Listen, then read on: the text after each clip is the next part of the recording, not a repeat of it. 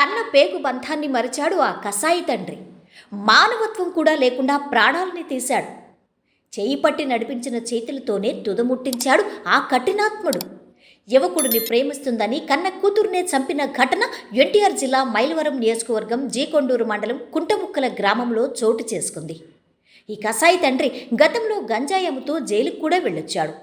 గత నెల 31వ తేదీన బాలిక మిస్సింగ్పై మైలవరం పోలీస్ స్టేషన్లో మిస్సింగ్ కేసు కూడా నమోదైంది.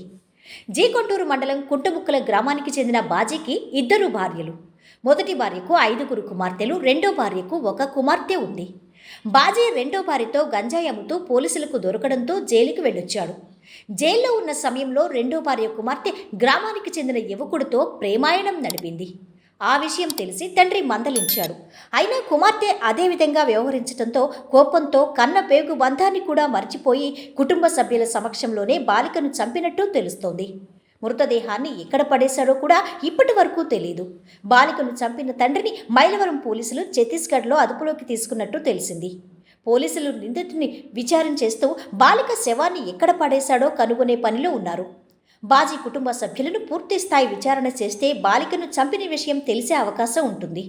నిందితుడు రెండో భార్యతో కలిసి గంజాయి అమ్ముతున్న కేసులో జైలు శిక్ష అనుభవించి ఇటీవలే బెయిల్పై వచ్చినట్టు తెలుస్తోంది.